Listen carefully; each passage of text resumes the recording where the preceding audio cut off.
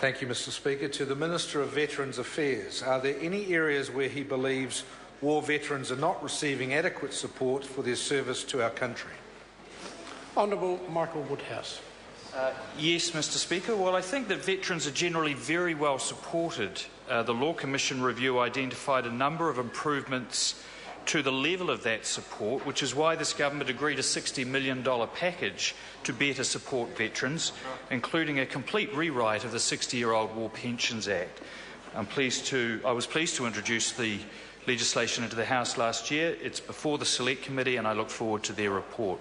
I should also add that the government increased war pensions and surviving spouse pensions by 5% over and above the rate of inflation, and I think that's a tangible sign of the extra support that this government is providing.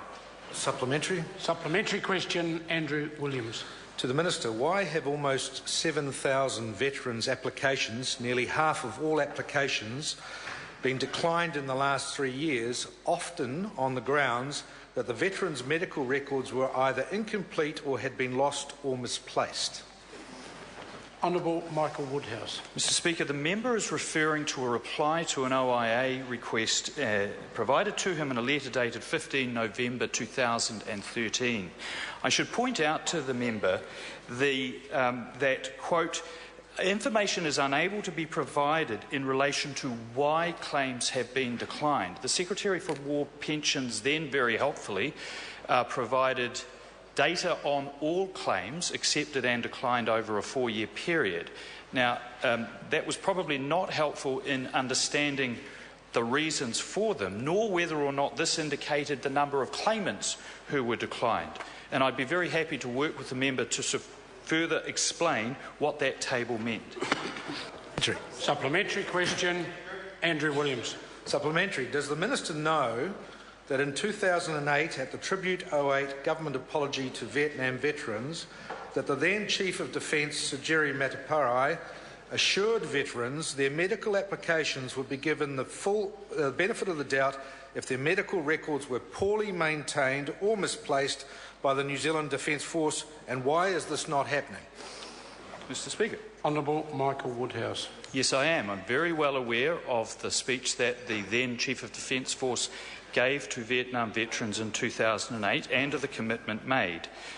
To the degree that there are some service records, including medical records, missing or incomplete, where those claims are made on the basis of the presumptive list of conditions connected with the service, the absence of any medical record would not be an impediment to the acceptance of the claim.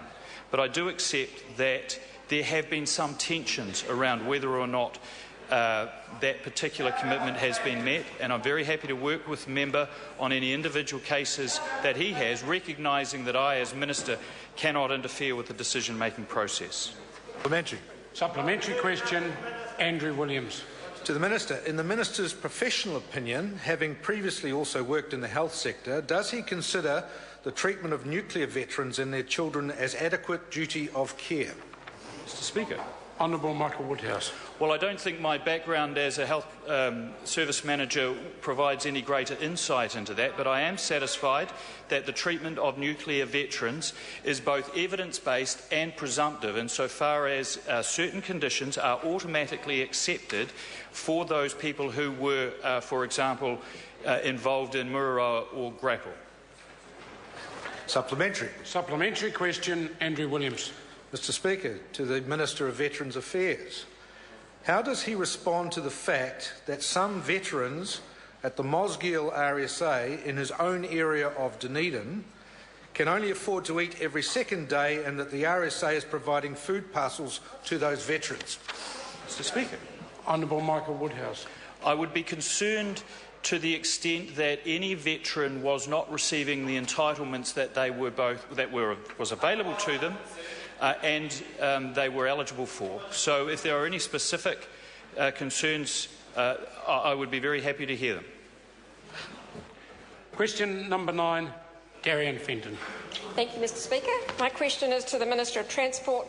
Why is the construction of City Rail Link only beginning